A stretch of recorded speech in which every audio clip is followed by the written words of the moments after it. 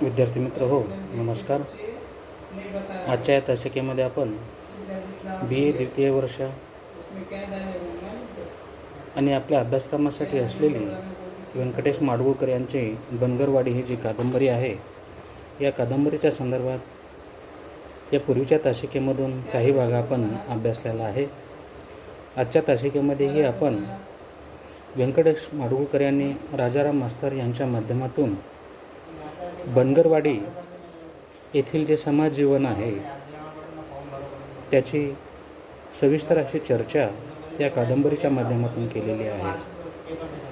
बनगरवाडी या गावातील जे धनगर बांधव आहेत,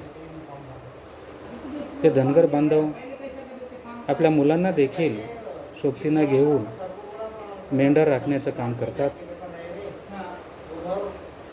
इथे मात्र जेव्हा राजाराम मास्तर शाळेमध्ये रुजू होतात तेव्हा त्यांच्यासमोर जो प्रश्न होता की या गावामध्ये किती मुलं असतील आणि हे मुलं शाळेमध्ये कशा पद्धतीने दररोज येतील याचं नियोजन त्यांनी करण्याचं ठरवलेलं होतं. त्याचबरोबर जे प्राथमिक कार्य आहे ते प्राथमिक कार्य म्हणजे जी शाळा सुव्यवस्थित नव्हती, म्हणजेच खराब झालेली होती, त्या शाळेची दुरुस्ती करण्याचं काम, साफसफाई करण्याचं काम किंवा स्वच्छता करण्याचं काम मास्तरांनी या ठिकाणी हाती घेतलेलं आहे आणि त्या पद्धतीने त्यांनी नियोजन केलेलं आहे. पुढे त्या गावामधील जे कारभारी आहेत ते कारभारी कशा पद्धतीने त्यांना मदत करतात याची ही चर्चा पुढे केलेली आहे. राजाराम मास्तराच्या माध्यमातून हा भाग या ठिकाणी वर्णन केलेला दिसून येतो. केवळ कोणीतरी जवळ आले आणि एवढेच दिसले, मी थोडा ठसकलो. हा भाग आपण या ठिकाणी पाहिलेला आहे. त्याच्या पुढील भाग त्यांनी जो वर्णन केलेला आहे त्या ठिकाणी ते म्हातारा बाबा म्हणजे गावचे कारभारी त्या ठिकाणी येतात आणि त्यांनी प्रश्न केलेला आहे. पूर्णतः बोलीभाषा असलेली आपणास इथे दिसून येते. कोण? मास्तर बसलाय काय? मी म्हातार बाबाचा आवाज ओळखला. होय. या दोघांमध्ये जो संवाद आहे हा संवाद बोलीभाषेतून होत असलेला आपणास दिसून येतो आहे. जेव्हा राजाराम मास्तरांना कारभारी म्हणतात की मास्तर बसलाय का, म्हणजे काय करताय, असा प्रश्न त्यांनी केलेला आहे, त्यावेळेस राजाराम मास्तर म्हणतात होय मीच आहे. त्यानंतर कारभारी म्हणतात की भाकर खाल्लेली आहे का, म्हणजे जेवण वगैरे झाले का. तर बोलीभाषेतील जो शब्द आलेला आहे तो पुढील प्रमाणे, भाकरी खाल्लीस का, म्हणजे तुमचं जेवण वगैरे झालं आहे का, असा प्रश्न त्यांनी केलेला आहे. त्यावर राजाराम मास्तर म्हणतात नाही, खाईन आता, मी आणखीन जेवण केलेलं नाही, परंतु थोड्या वेळातच मी या ठिकाणी जेवण करेन. हे दूध आणलंय बघ शेरडाचं, आणि दोघांमध्ये जो संवाद आहे तो संवाद या पद्धतीने चालू आहे. आणि ते म्हणतात की तू जर जेवण केलं नसेल तर, आता वयस्कर आहे ते कारभारी, म्हणून ते एकेरी भाषेमध्ये राजाराम मास्तराशी बोलताना दिसून येतात आणि ते म्हणतात हे मी दूध घेऊन आलेलो आहे शेरडाचं. तर विशेष त्यांनी ते सांगितलेलं आहे. त्यांच्याकडं मेंढरही आहेत, शेरडेही आहेत, दूध हे गाईचंही मिळतं, म्हशीचंही मिळतं, पण त्यांनी जे हे दूध घेऊन आलेले आहे ते शेरडाचं दूध या ठिकाणी आणलेलं आहे आणि अशा पद्धतीने त्यांनी सांगितलेलं आहे. जोत्यावर भांडे ठेवल्याचा आवाज मी ऐकला, त्या दिशेने पुढे हात केला तेव्हा हाताला भांडे लागले. आणि त्यांनी, कारण ते संपूर्ण अंधार आहे आणि या अंधारामध्येच दोघांचा संवाद सुरू आहे, कारण प्रकाशाची व्यवस्था इथे कोणत्याही स्वरूपाची नाही. हेही आपण या ठिकाणी पूर्वी पाहिलेलं आहे. कारण त्या गावामध्ये एक मारुतीचं छोटंसं मंदिर जे आहे त्या मंदिरामध्ये कुणीतरी दिवा लावलेला आहे आणि त्याचाच प्रकाश थोडाफार त्या ठिकाणी दिसून येतो आहे. बाकी सर्वत्र अंधार आहे आणि या दोघांमध्ये जो संवाद सुरू आहे तोही अंधारातच आहे. म्हणून दूध ठेवले सांगितल्यानंतर भांडे ठेवल्याचा आवाज त्या ठिकाणी जेव्हा आला तेव्हा राजाराम मास्तरांनी पुढे हात करून पाहिलेलं आहे, तर त्यांच्या हाताला ते भांडे लागलेलं आहे. त्याच दरम्यान कोणीतरी आणखीन एक व्यक्ती तिथे आलेला आहे आणि तो व्यक्ती देखील इथे पुढे चर्चेमध्ये सहभागी झालेला दिसून येतो. दरम्यान आणखी कोणी अंधारातून आले आणि खाकरून खोकरून पायरीवर बसले. आता या ठिकाणी ही सार्वजनिकच जागा असल्यासारखी आहे, म्हणून कोणी ना कोणी या ठिकाणी येतच असतं. मग आता कोण आलं, काय आलं याचा पुढे उल्लेख येईलच, परंतु अद्यापपर्यंत नेमका व्यक्ती कोण आहे याचा उल्लेख इथे झालेला नाही. तर त्याने खाकरून खोकरून म्हणजे एक अंधारामध्ये कोण आहे हे नेमकं समजलं पाहिजे.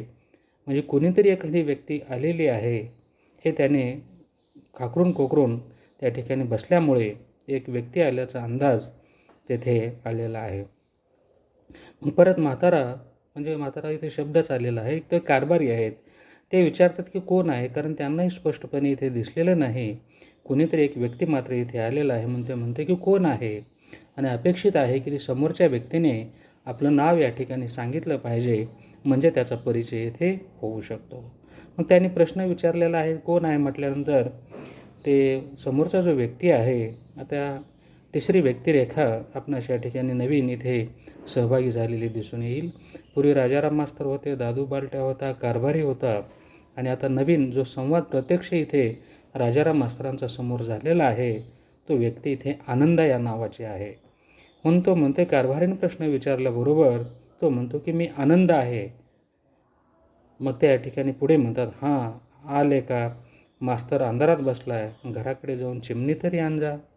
अशा पद्धतीने राजाराम मास्तर आणि कारभारी जेव्हा संवाद साधत असतात, बोलत असतात, जेवण वगैरे झाले का, अशी चर्चा सुरू असतानाच एक नवीन व्यक्ती त्या ठिकाणी येतो आहे, आणि तो म्हणजे आनंद आहे. कारभाऱ्याला हा गावातीलच व्यक्ती असल्यामुळे, त्याच्याशी नित्यनियमाने परिचय असल्यामुळे कारभारी देखील त्यांना अधिकारवाणीनं म्हणतात की तू आनंद आहेस, तू इथे आलास, पण इथे मास्तर अंधारात बसलेला आहे, तर इथे काहीतरी प्रकाशाची व्यवस्था व्हावी, म्हणून तू घराकडे जा आणि चिमणी घेऊन ये, असा एक आदेशच जणू काही कारभाऱ्यांनी त्या आनंदाला दिलेला आहे. कारण आनंदाला कोण मास्तर आहे, काय आहे, आणखीन काही माहिती नव्हतं. त्याला ह्या नवीनच व्यक्ती इथे आलेला आहे हे आत्ताच समजतं आहे, म्हणून तो प्रश्न करतोय की कोण मास्तर, कुठला मास्तर आहे, कोण आहे, असा प्रश्न आनंद त्या ठिकाणी करतो आहे. म्हाताऱ्याला सुरुवातीपासून सगळे सांगावे लागले, कोण मास्तर, कशासाठी आला आहे, केव्हा आला आहे, कुठला आहे, कुणाचा, या सर्वांची उत्तरे कारभाऱ्यांनी दिली. अतिशय अगदी 2-3 ओळीमधून आतापर्यंतचा जो सर्व घटनाक्रम आहे, थोडक्यात म्हणजे राजाराम मास्तर बनगरवाडी येथे आल्यापासून आता घडलेल्या घटनेपर्यंतचा सर्व वृत्तांत किंवा सर्व हकीकत किंवा सर्व घटना प्रसंग कारभाऱ्यांनी हा जो आनंद आहे या आनंदाला तो सांगितलेला दिसून येतो. म्हणजे आनंदाच्या मनामध्ये जे निर्माण झालेले प्रश्न होते त्या सर्वच प्रश्नांची उत्तरे कारभारीने या ठिकाणी दिलेली आहेत. परंतु इथे सविस्तर अशी चर्चा नाही, परंतु कुठला, कुणाचा, तो कशासाठी आलेला आहे, या सर्वांची उत्तरे त्यांनी दिलेली आहेत. मग जे काही चर्चा झाली त्याचं परत इथे वर्णन केलेलं नाही किंवा पुनरावृत्ती झालेली आपणास दिसून येत नाही.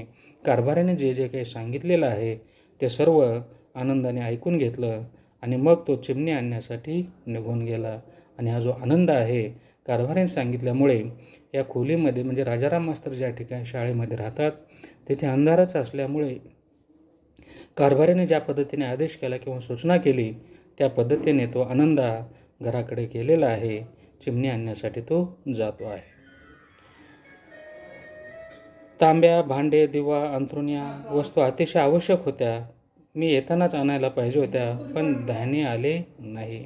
तर राजाराम मास्तरांना थोडीशी जाणीव झालेली आहे, कारण त्यांनी पूर्णतः आणखीन काही नियोजन केलेलंच नव्हतं. फक्त जाऊ, 2-3 दिवस त्या ठिकाणी गावी थांबू आणि परत आपल्या घराकडे येऊन आवश्यक ज्या वस्तू आहेत त्या घेऊन जाऊ, या विचारानेच ते या ठिकाणी सुरुवातीला बनगरवाडी येथे आले होते.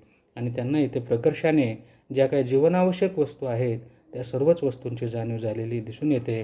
त्यामध्ये तांब्या असेल, भांडे असतील, दिवा असेल, अंथरूण असेल, या सर्वच वस्तू आपण आणायला हव्या होत्या, पण आणखीन त्या वस्तू आपण आणलेल्या नाहीत.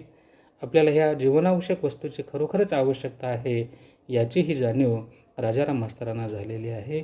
हाही भाग कादंबरीकाराने इथे वर्णन केलेला आहे. विद्यार्थी मित्र हो, जेव्हा आनंद त्या ठिकाणी चिमणी वगैरे घेऊन येईल आणि पुढे जे काही चर्चा होणार आहे याचीही सविस्तर अशी माहिती आपण पुढील तासिकेमधून पाहणार आहोत. आजच्या तासिकेमध्ये आपण इथेच थांबूयात. धन्यवाद.